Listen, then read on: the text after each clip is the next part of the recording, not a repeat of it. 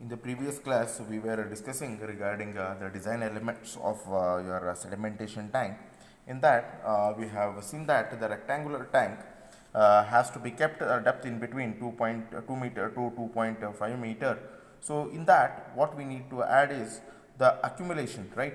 In order to accumulate the sludge is nothing but the settled, suspended, or settleable particle, whatever is there. In order to accumulate that, what we needed to do is we needed to increase the depth by 1 meter. In addition to that, we will be taking the freeboard as 0.5 meter for your freeboard. So we can increase the depth for accumulation of the sludge is for 1 meter, and then a freeboard we need to provide of 0.5. So similarly, say circular tank, again we need to have the depth of around 2 meter. Again accumulation, again we will be keeping it as 1 meter. Accumulation of sludge, we will be keeping it as 1 meter, and 0.5 meter as a freeboard. So these are the certain things that we will be using in order to solve the problems on your sedimentation tank. Now we have just completed what is sedimentation, and then we will now discuss regarding the coagulation sedimentation, right? So already again in coagulation sedimentation, we have already discussed in our previous semester what is coagulation sedimentation, what why we do it, right? All these things we have studied in detail when in the previous semester, but still again we will discuss, we will overview what is coagulation sedimentation.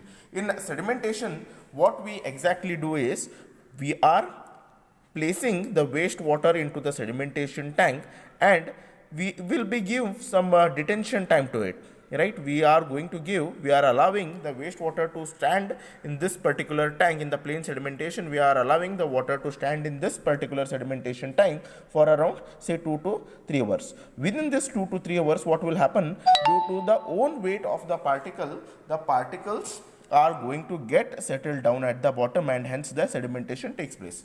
But now here what will happen, the very suppose very fine suspended particle, it is not going to get settled down by its own weight.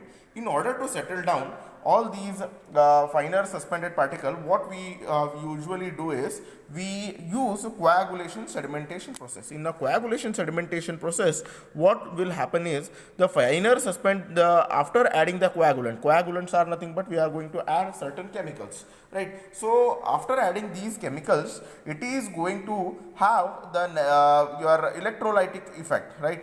Regarding this, I have already discussed in detail in your previous semester. It is going to develop the negative and the positive charges in the wastewater. Okay, the impurities are negatively charged, as well as your coagulants, whatever you are going to add, it is going to be positively charged. So they are going to attract each other, and these finer suspended particle, they will attract to each other, and they are going to form the ball like structure.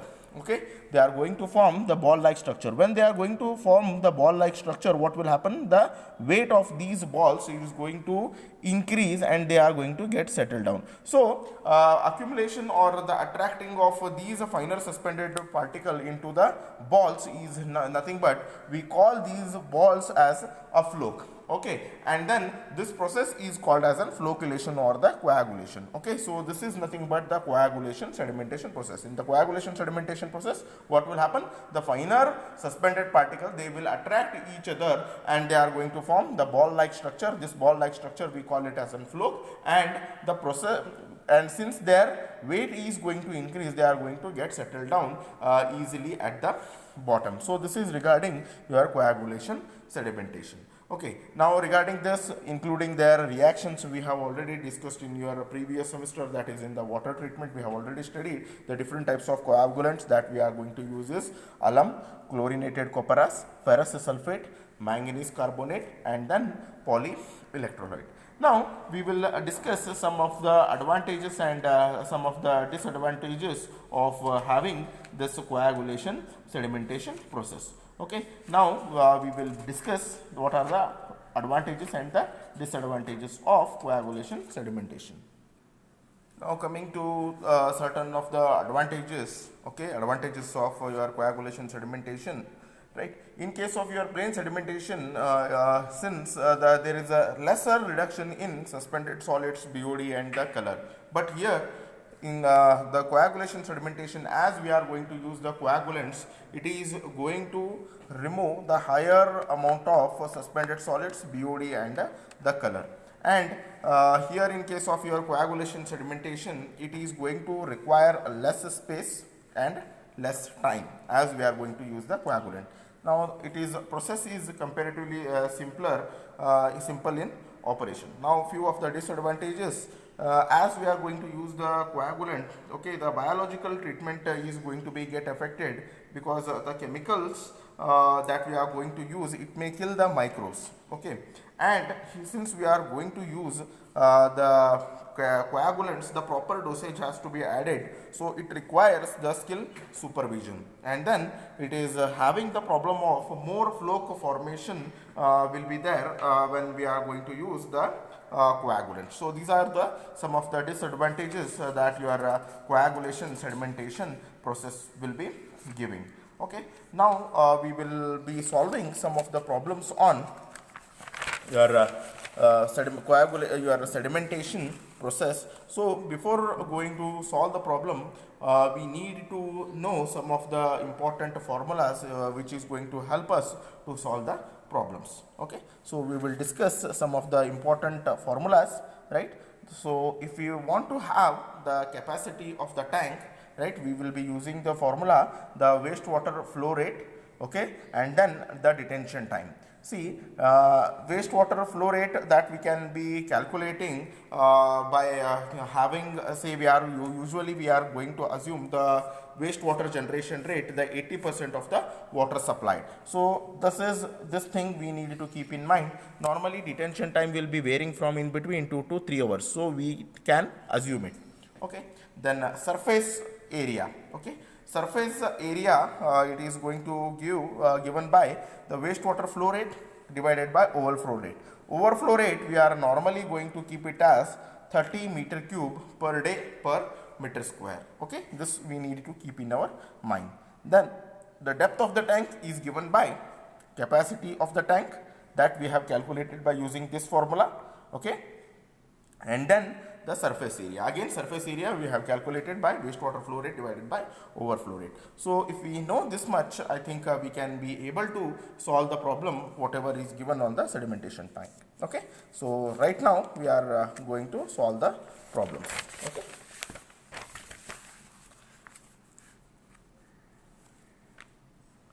now we will see here in this particular sedimentation tank, what will be asked is, they will give you the population, okay, and they are going to give you the water supply rate.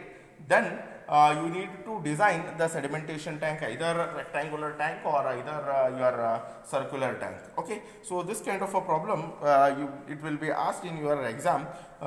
Here normally when we are going to design is we will be designing your length, breadth and the depth in case of your sedimentation tank, and already the standard ones, what will be the standard depth, what will be the length, how much we can keep it, that I have already told you. Okay, so let us discuss the problems that what we are going to solve it in case of sedimentation tank. Okay, now design a primary settling tank for a rectangular shape for a town which is going to have the population of 50,000 with water supply rate of 180 LPCD. Now they are asking you to design the sedimentation tank which is going to have the 50% population, 50,000 population, and which is going to have the water supply rate of 180 LPCD. Now here for first what we need to calculate is, we need to calculate, see, one person requires 180 LPCD is nothing but each person, okay, 180 LPCD, it is LPCD is nothing but liters per capita per day. Okay, so this is nothing but your LPCD.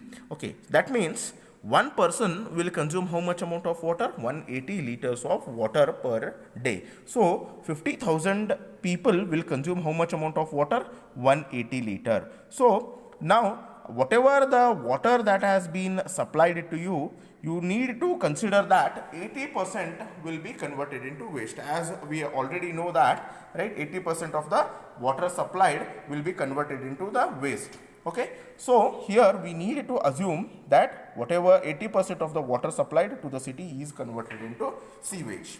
Okay, therefore the sewage flow will be, it is, if we multiply 50,000 into 180, it is nothing but the water supply rate. Now if we multiply it with 0.8, that is nothing but it is going to give you the 80% of the water supplied will be converted into waste. So we are going to get the wastewater. If we multiply these three, we are going to get the total sewage flow. So it is nothing but 7,200 into 10 to the power 3 liter per day.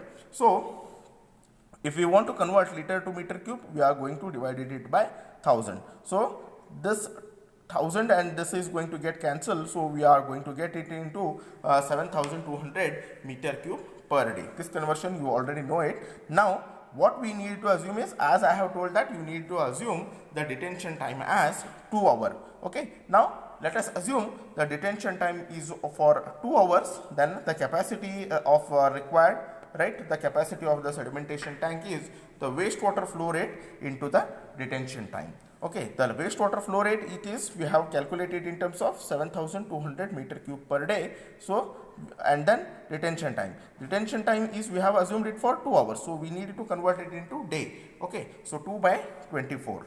Okay, because one day is going to have 24 hours. Okay, so this is, we have converted it by 2 by 24. Okay, so if we calculate this meter cube per day divide into 2 by 24 days. Okay, so what will happen? Day get cancels. Here it is going to remain with the capacity of the tank. Okay, it is going to have the capacity of the tank. So capacity of the tank comes to be 600 meter cube. Okay, now let us assume that the overflow rate is, I have already told that you should assume it as 30 meter cube per day per meter square. Then the surface area we can calculate, as I have told the formula, it is wastewater flow rate divided by the overflow rate. Okay, the overflow rate we need to have it. So 7200 meter cube per day, that is nothing but your sewage wastewater flow rate, then divided by the overflow rate. Overflow rate is 30 meter cube per day per meter square. So you are going to have the surface area of 240 square meters. Then we will discuss further. Now what we need to have is, we need to have the depth of the tank. Okay, so effective depth of the tank is nothing but it is given by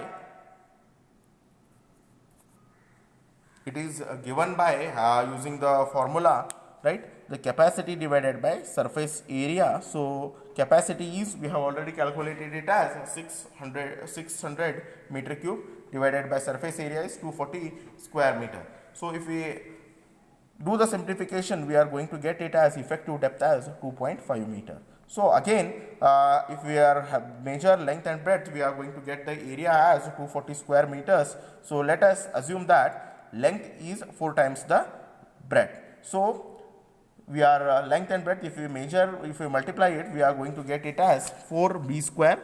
So if we simplify it, we are going to get the length as 30 meter. Now we will provide 4 meter for both the inlet and the outlet arrangement. Therefore the total length will be around 30 plus 4 meter extra we are going to provide the inlet and outlet arrangement. So we are going to get it the length as 34 meters. Now provide 1 meter for sludge accumulation. I have already told that we will assume that for 1 meter for the sludge accumulation we will keep it, and 0.5 meter for your freeboard. So the total depth will be 2.5 meter plus 1 meter for sludge accumulation and 0.5 meter for a freeboard. Okay, so the dimension of the tank will be, right, dimension of the tank will be, it is it will come up to 34 meter length, 7.5 meter will be the breadth. Okay, and then the depth will be around 4 meter. Okay, so 2 plus 5 plus 1 plus 0.5, we are going to get it as 4 meter. Okay, so this is regarding your sedimentation, design of a sedimentation tank. In a sedimentation tank, you need to design the length, breadth and the depth. Okay. Now let us discuss the problem for circular sedimentation tank. Okay. Design a circular tank with having a population of 50,000 with having the rate of supply as 180 LPCD. Again, similarly, again we need to assume that, right, the waste 80% of the generation rate is converted into the wastewater. So 50,000 into 180 into 80% of it, we are going to get it the sewage flow as 7,200 into 10 to the power 3 liter per day. If we convert this, it is into meter cube, so it is going to become 7,200 meter cube per day. Then we will assume the detention time as 2 hours. So the capacity of the required is the wastewater flow rate into the detention time. Again, similarly we need to convert it into again per day. So day get cancelled. So remaining is the the capacity. Again we are going to get it as a 600 meter cube. Now overflow rate we are going to assume it as 30 meter cube per day per meter square. Therefore, the surface area is equal to wastewater flow rate divided by overflow. Surface area will be 240 square meters. Till this, again, similarly we have solved it. Now, if we want the diameter, right, what we need to have is we are going to calculate the area of the circle, right, or a circular section. We are going to calculate it by pi by 4 into d square. So d we are going to take, we are going to have the area, and we want the diameter. Okay, so if we do the simplification, we are going to get the diameter as 17.5 meters. Okay, then we will see regarding the effective depth of the tank. Again, the capacity divided by the surface area, 600 divided by 240, so 2.5 meter. Now we need to provide 1 meter extra for the sludge accumulation and 0.5 meter for freeboard. Then the total depth will become say 2.5 plus 1 plus 0.5. So we are going to get the depth as 4 meter and the diameter as 17.5 meter. Okay, so this is regarding your sedimentation tank, and in the next class we will be discussing regarding the third treatment unit, that is preliminary we have finished, primary we have finished, and then we are going to enter into the secondary treatment units of the wastewater. In that we are going to discuss regarding your trickling filter and activated sludge process. Regarding this we are going to discuss in the next class. We are going to discuss regarding the secondary treatment units of wastewater, that is activated sludge process as well as trickling filter, and their related problems we are going to solve in the next class. Okay, thank you.